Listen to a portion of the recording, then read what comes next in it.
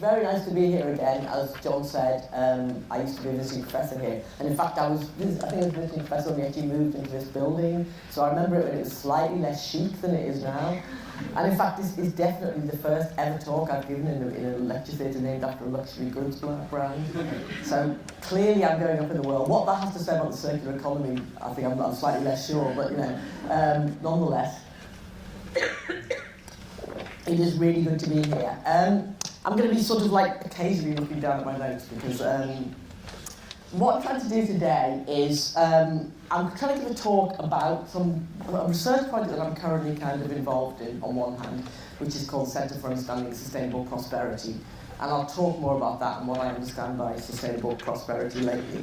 But I'm also going to be talking about I suppose some of the frustrations that I feel about working on the question of kind of the role of culture and arts within what we might call sustainability, or we might call the environmental crisis, or we might call the circular economy. And I'll be talking about those different terminologies as well in a little bit. So I'm probably going to end up, although I'm trying to sort of keep it kind of fairly positive today, I'm probably going to end up with more kind of problems and solutions, which is generally where I end up with this talk or pretty much any other talk. So I feel, so if it ends on a kind of downbeat note, don't be sort of surprised. Okay, so having had a lovely picture of the lovely city of Glasgow, where I now live, let's just move on. Oh no. Oh, for a minute I thought, hang on, I thought the words were going to come up there, they're just on the thingy, aren't they? Okay. So I'm just going to talk very briefly about the circular economy, and everybody here pretty much knows more about the circular economy than I do, right? So I'm not going to talk about the processes or anything about that in great kind of detail, and we can maybe unpick some of those kind of things in the Q&A later. But as you indeed all know, the term circular economy has gained quite a lot of, I think, momentum in the last few years in particular, although it's been around for ages, and in particular with a kind of increased focus on waste.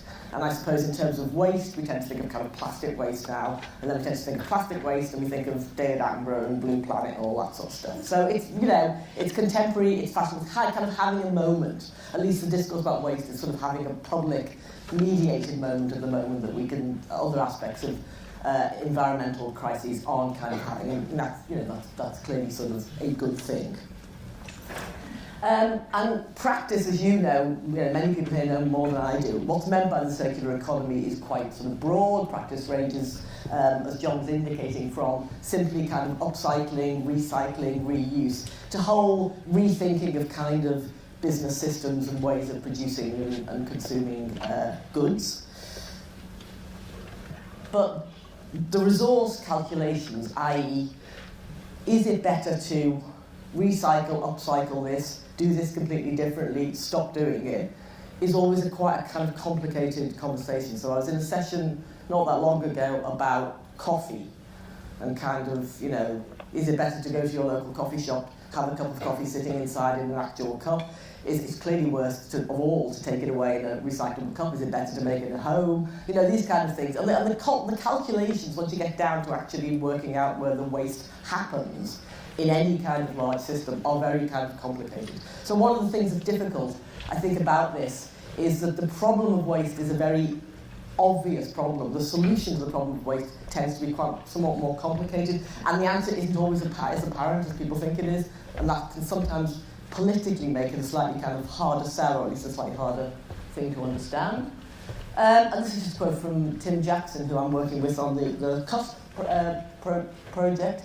Essentially arguing, in a world of 9 billion people, whatever we have, all aspiring to Western lifestyles, carbon intensity of every dollar of output must be at least 130 times lower 30 odd years from now than it is today.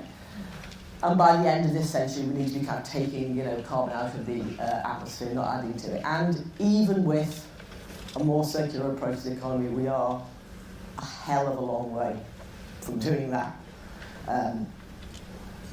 So, what if the problem isn't waste, but the problem is growth? What if the problem is a notion of economic growth, which is obviously fundamental to capitalism, and not just to capitalism, I'm going on to argue, but what if that idea of economic growth is a problem rather than the byproducts of economic growth, which include waste?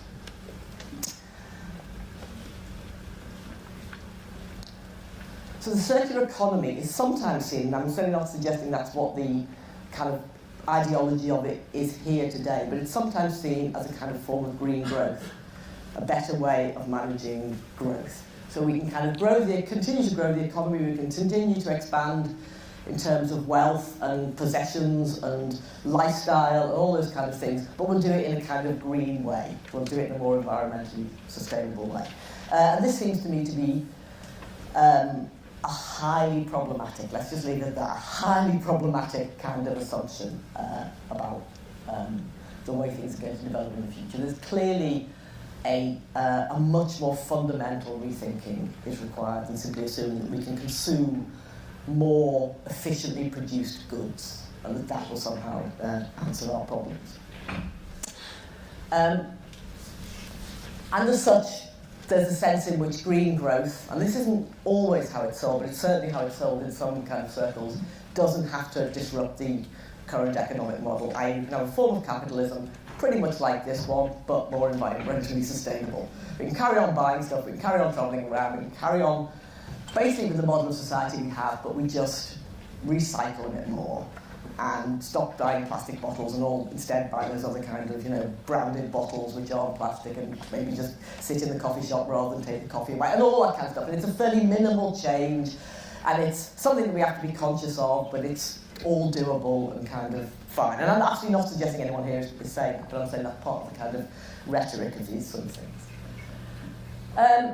But again, and I'm relying on another quote from Tim here today, I think this is the last one, the idea that reducing resource use at a particular company level or particular institutional level adds up to an economy overall with reduced resource use is essentially wrong.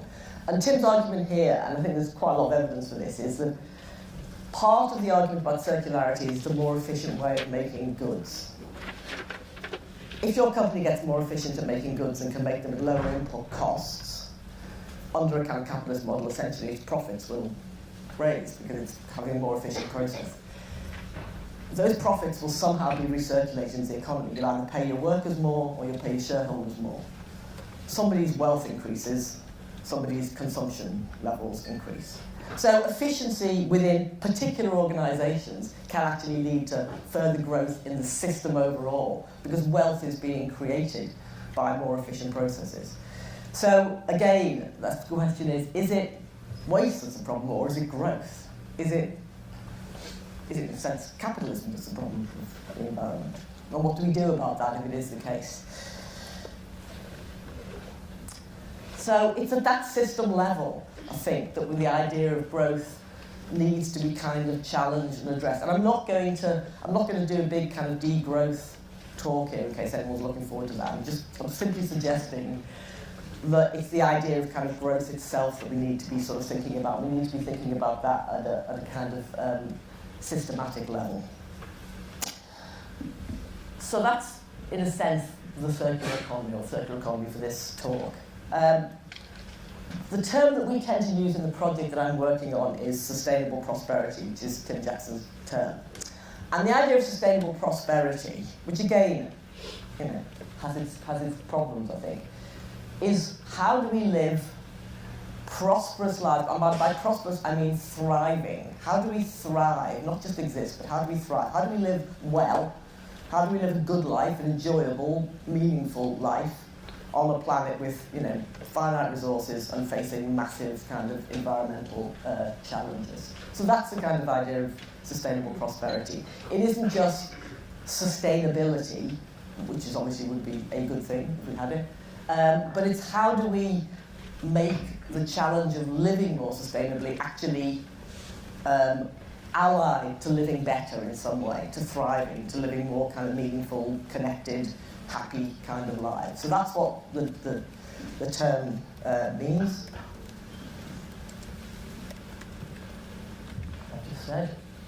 Just said that one too. But this too has its kind of challenges, as we know, in the context of essentially low growth. Because to deliver on a kind of sustainable prosperity, you have to have pretty low growth or no growth. And funnily enough, well not funnily enough, the economy is actually doing that very nicely for us at the moment. It isn't growing particularly fast. We're in a period of what's sometimes called secular stagnation in the global north. And yet, the need to develop, genuinely sustainable healthcare, education, housing in the global south means that the demand for resources is going to go up astronomically anyway, however much we can recycle and, stop flying so much and things like that. So there's a fundamental, global imbalance as well. In order to ensure a decent quality of life for people in the global south, it isn't enough just to reduce our consumption slightly. We're going to have to reduce our consumption majorly. And the question of whether that is politically possible, I think, is actually probably the main question that we have. I mean, if we look at something like the Brexit... there's screens. Do they come on and off all the time, or is it just messing with my head? Anyway, if we look at something like the Brexit debate at the moment, and I find, and this is certainly a Remainer in case you're interested, but if we look at the Brexit debate at the moment, one of the points that people keep making in it is nobody voted to make themselves poorer. Even Caroline Lucas says nobody voted to make themselves poorer. But if Caroline Lucas's vision of the world was to be put into effect, they would have to vote to make themselves poorer. At some point, we're all going to have to vote to make ourselves poorer. And yet, even at the level of becoming poorer that Brexit would require, it's politically incredibly difficult to do. So this is a really, really hard kind of sell. What's not in doubt is, we have a kind of climate crisis. That's all. That's very, very obvious. Becomes more obvious by the day, and most of the data is, I would say, getting worse, possibly rather than better. I mean, not in all respects, but broadly speaking, it's not looking good. And there's a kind of series of responses to this that we get, and this is a bit like sort of stages of grief kind of thing. There's a series of responses to get that we sort of see playing out across the world. The first one is the kind of obvious denial, it's not that bad. And we talk about climate change deniers. I'm never really entirely comfortable with the term deniers in that context, but nonetheless, we talk about climate change deniers and people who deny there's a problem, say technology will fix it, or it's not really that bad, or all the other claims about climate change have been exaggerated and look, we're all still here, kind of thing. So, we have a sort of denial aspect to things. What we currently have, I think, much more in the case of, say, Bolsonaro in Brazil or Trump, is actually not denial, but backlash. It's beyond denial. It's not saying there is no environmental problem. It's saying we probably have 20 years of resources left. Let's mine the hell out of them. Let's get them out now while an old white man, is still alive. That's essentially what we're dealing with. It's not denial. It's something much more radical, much more fundamental, and actually much more sinister and evil than denial. Denial is something we all indulge in, I think, to some degree. But this is a class project. It's a project of old, rich, white, mostly men, to basically destroy the world's resources while we're all still here and kind of go out in a blaze of glory. I mean, let's just not underestimate that. That's the Bolsonaro line in particular. And that's terrifying, I think is the word. Alongside that, there's a kind of resignation, and I think that I probably, if I'm absolutely honest, that's probably the one I sometimes kind of fall into, which is the slight feeling of, what can we do? The problem's overwhelming. We do our bit, but there's a tendency to become resigned. I think even in the most committed kind of people, and that also is something that we sort of need to challenge. And then, more hopefully, I suppose, there are kind of notions of accommodation. And sustainable prosperity, I would say, is probably somewhere in the kind of accommodation of the next camp, which is to say, this is a major challenge, but maybe the way that we're living currently isn't that great, and the lifestyle changes required to live in a more sustainable world might actually be good for us in loads of other ways.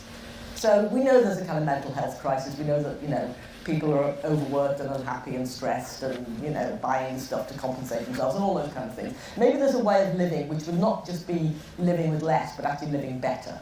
That accommodation gives you something that, in a way, you can't. And I'm not doing that kind of weird Brexity thing of saying, oh, it's great when people are starving and looking for turnips in the garden kind of thing. I'm not suggesting that in any way.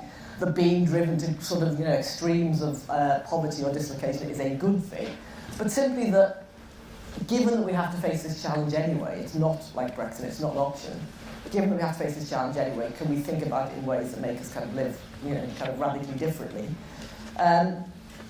And then, what kind of actions result from that? What are the actions that we would need to take that kind of result from that? Okay, so one of the things that people often say about action is, well, this is all very well, but nobody knows what to do. Nobody knows what we're supposed to do to bring these kind of things about. Where's the policies for it? Where's the ideas? Where's the kind of thing? And actually, I don't think that's really the case. I don't think we actually suffer from a shortage of policy ideas about how we live differently. These are just 3 books that I took photos of, or in fact I didn't take photos of, I illegally downloaded them. I was about to take photos of them because I've got more.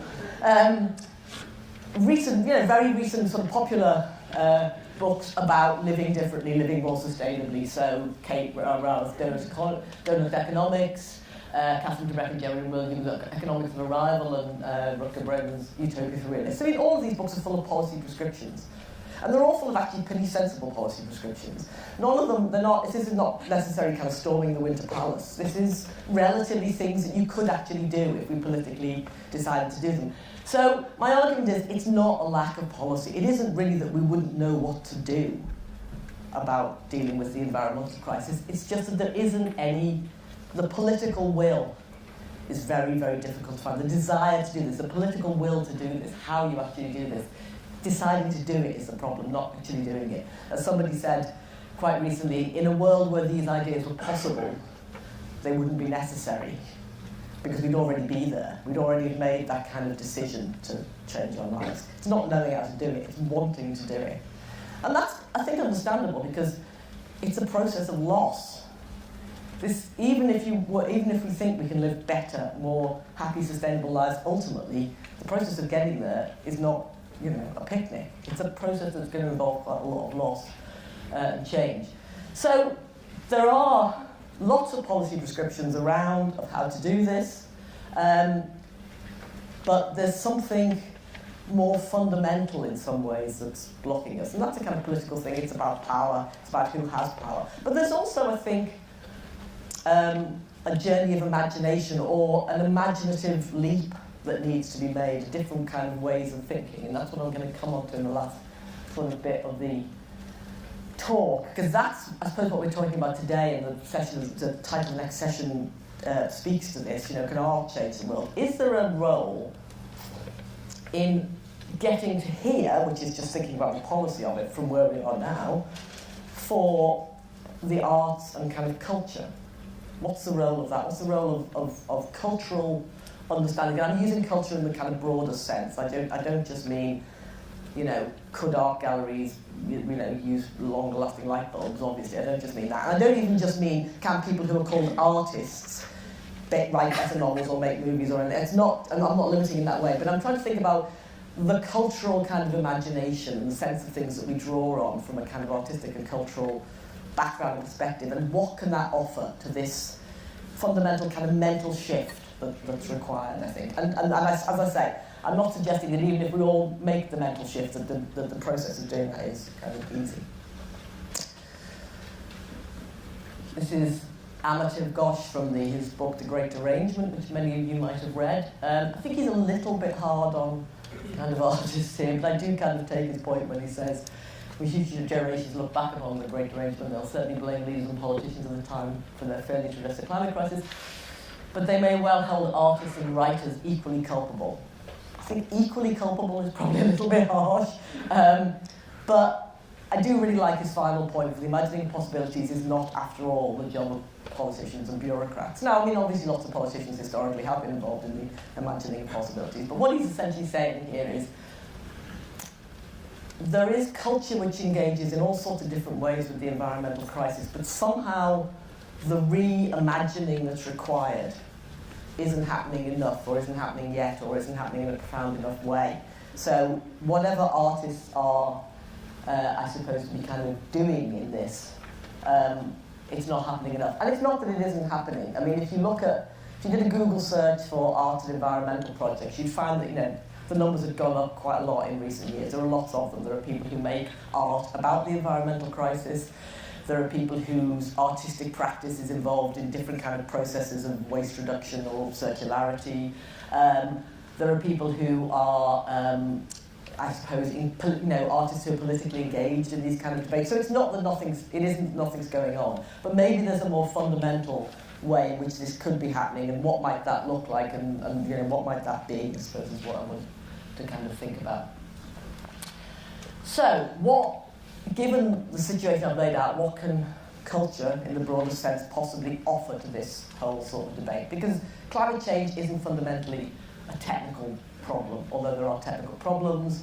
It's a political problem, and we need a new kind of cultural awakening, I think, to think about those kind of things. So one of the things that people often bring up is this question of narratives. What's the narrative that we tell ourselves and tell other people about, not the climate crisis itself, because I think that narrative is reasonably, well, it's not necessarily well understood, but there's a clear narrative. There are narratives around the problem. What's the narrative that we need, or the series of narratives that we need to get into a different kind of way of thinking about what the solution might be, and particularly about this idea of kind of living better in a post or ongoing climate change kind of world. What are the stories? And essentially, there are kind of different ones, aren't there? There's a sort of Dennis Quaid, what's it called, The Day After, saving the world, and the climate crisis. In those kind of narratives, it tends to be a kind of moment or a few weeks of terrible weather. And then Dennis meets up with, Jake Gyllenhaal in the York Public Library, and they kind of have a father-son bonding session, and then it's kind of all over. So the climate change thing has kind of happened. It was really, really bad, but now we sorted it out.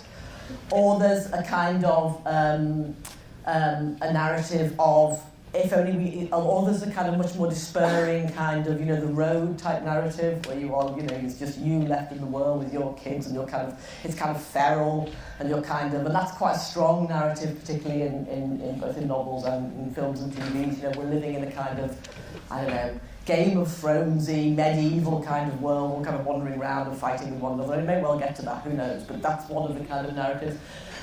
But are there other narratives, are there other stories we should be kind of telling about this? And clearly one of those stories has to be about what would it mean to thrive, what would it mean to live better in a world with fewer resources, and possibly quite considerably fewer resources to sort of go around. So I think there's a narrative challenge. There is something, I think, really interesting about the idea of loss that I think the arts and culture deals with quite well. Or, we have a great sense. So it's often where we go when we experience feelings of loss.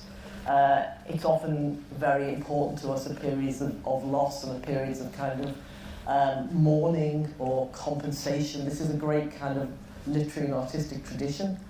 And we have to somehow recognise that this involves loss, and how do we deal with that loss psychologically and kind of emotionally, and where do we put it, and things like that. So I think there's a kind of cultural job to be done in what are we losing, what does it mean to lose things, how do we deal with that kind of thing, and the possible compensations that sort of come from that. The reason I've got this photo is the kind of comfort of things, really, because I don't, even in a world where we have to have much less stuff, we certainly have to produce less stuff, or we have to consume less stuff. Stuff isn't going to go away, and the role that stuff plays in our lives psychologically and emotionally is not going to disappear. And that's why I got this, which I think it is. It's from Danny Miller's book, The Comfort of Things, which I really recommend to anybody, which is really, really good, which is about what things mean to us and what objects that we have. From someone's house, he basically goes around talking to people in their houses about the things they've got in their houses and what they mean to them. It's just a fantastic book. So, what are the trade-offs we might be willing to make? What's the meaning that we get from some stuff? What's the stuff we don't need and kind of need to lose? But what do we do about that idea? And then finally, kind of sense of place, which I think is really, really, really important, and is only going to become more important. Because whatever happens, whether it's dealt with through a market mechanism or a much more serious political change, i.e. preventing people from moving around the planet. We are going to move around the planet. We're not going to stop moving around the planet, but we are going to have to move around the planet less. or we're going to do it under such circumstances that it will be really, really problematic. And so on one hand, climate change will drive climate refugees. There'll be much more migration than there is. On the other hand, leisure-based travel, that kind of moving, that kind of mobility is going to be constrained either by force eventually or by consumer choice in the early stages. So, if we're going to have less physically mobile lives, what does that do to our how do we reinvigorate our sense of place? How do we get, in a less physically mobile life, the sense of possibility and excitement and joy that people get from travel? What's the Instagram of staying where you are? So instead of being constantly photographed on Sky or in, Thailand or whatever, what's the sense, here's this street I live in, here's this neighbourhood I live in, what's the kind of Instagram of that, what's the meme of not going anywhere, sort of thing. So I think these are all things that maybe culture can offer to us, help us think through, help us with in some ways. Okay, so this is the word from our sponsors. This is a project I'm currently working on, which is called the Centre for Understanding Sustainable Prosperity, and it's a 5-year research project funded by the ESRC. And what the bit I'm doing within that is a theme about this very topic, the role of arts and culture as an inherent component of what Tim calls sustainable prosperity. So there's no assumption in this project, and certainly not in my work, that the role that art and culture play within this is automatically benign. Because I think that's one of the real dangers we fall into, the idea that there's this environmental problem, it's all caused by oil companies and Donald Trump and people throwing away their plastic bottles. And over here there are artists who are clearly good people, so they can't be kind of on the same sort of side. But we know that's obviously absolutely not true. Large numbers of the cultural industries are concerned with driving up consumption of one sort or another. They produce massive amounts of electronic waste. I mean, the cultural industries are as polluting, as implicated in this climate story as any other industry, and in some cases more so. So I'm not arguing for an automatically benign role, I just wanted to put that on the table. But what is the role of arts and culture in this kind of rethinking, this idea of rethinking what we need to do and how we need to live? And what I'm doing is, I'm doing a series of research, I won't go into this in a great amount of detail, but I'm happy to talk about it later on, in 3 different kind of places in the UK to look at these kind of questions. And I've chosen them to be really different socioeconomically. So, because I want to try out what do these ideas look like in different kind of contexts, and I'll come back to why that matters in a minute. So, doing some of the work in Islington, just down the road, or maybe not down the road, are we in Camden now? Anyway, just over the border. Urban, high growth, massive inequalities, huge levels of geographic mobility, etc. You know what Islington's like. Stoke-on-Trent, you probably think you know what that's like too, deindustrialised, relatively low levels of geographic mobility, often described as Brexit central in rather lazy media, and one of the world's great cities for darts. So, post-industrial. Got a PhD student who's doing darts at the moment. So. And then I'm doing a rural area, which is Hay-on-Wye, which I chose because Hay-on-Wye is, maybe not yours or mine, but many people's idea of what the good life looks like. And I'm kind of interested in ideas of the good life and what it means to live better. So we're doing all this research in these 3 different areas to say what do these things look like in different places. And I'm seeking within that what a sort of normative basis for the critique. So it's not just kind of saying what works here, what doesn't work, but what does a good life look like? What does this post-consumption, post-capitalist, possibly good life look like? And what's the role of culture in that? And what does it look like in these different places? Because it almost certainly looks different to people in Stoke than it does to people who've moved from good life in Hay-on-Wye or to people living, lives in Islington. Does it look different in these places? In what way? Is it different? And how is that linked to not just individual ideas of the good life, but how are they linked to the kind of common needs that we have, what Russell Keith called metagoods, which are our common needs for care, our common desires, our common needs for sociabilities, etc. So what's the relationship between those kind of, what he calls metagoods, because he argues they make all of the goods possible, these kind of common needs that we have, and these personal understandings and views of what the good life looks like and what's the role of arts and culture within that. So that's a sort of slightly shorthand way of saying what the research project is, and as I said, I can talk about that a little bit more at the end. So what are we finding, and what are my kind of final thoughts? How am I doing for time? Am I okay? She said looking around, yeah? Okay? Okay. So, sustainable prosperity. You wouldn't start from here is basically what you end up concluding. Whatever we're going to do about the kind of environmental crisis and developing a different and hopefully better society on the basis of this, you really wouldn't start from here if you had any option about it. Because we live in highly fragmented, really, really highly unequal society. And inequality, currently existing inequality, I think poses probably the biggest political challenge beyond the kind of power grip of our white men. But maybe the second biggest challenge to how to make the world more sustainable, because everyone doesn't have the same stake in stuff at the moment. They don't have the same stake in our society, they don't have the same stake in the current economic model we live in, they've got different amounts to lose, they've got different ideas of what the good life is, and inequality just exacerbates that, and it comes through all of these kind of interviews. So, you know, you can interview people in Stoke-on-Trent and say, you know, what's your idea of the good life, and they'll talk about kind of various things, but they want, you know, it's quite a poor area, it's had a hell of a hammering over the last 20 or 30 years. They kind of want more investment and more stuff. They want to live, you know, often economically better lives than they do now. They need investment. They need more people. They need more artists. So when you talk to them about things like, you know, questions of kind of gentrification, they're almost like, yeah, we can do a bit of that. We actually need more stuff. So, you know, that's a real challenge. What do you do? What's the model by which a deindustrialised place, and, you know, Britain is full of these cities and towns, what's the model for them in an economy that doesn't really offer many kind of choices? What's the model for those kind of places? Then you've got your sort of Hay on Wye. Hay on Wye is probably the most interesting of the case studies because it's the most riven with these contradictions. So you've got lots of people who've moved there from, you know, Islington possibly, sold their house, live essentially on the profits of you know, property, and they make, you know, sustainable crafted goods. I mean, it sounds like a cliche, but it's true. It's full of these kind of people.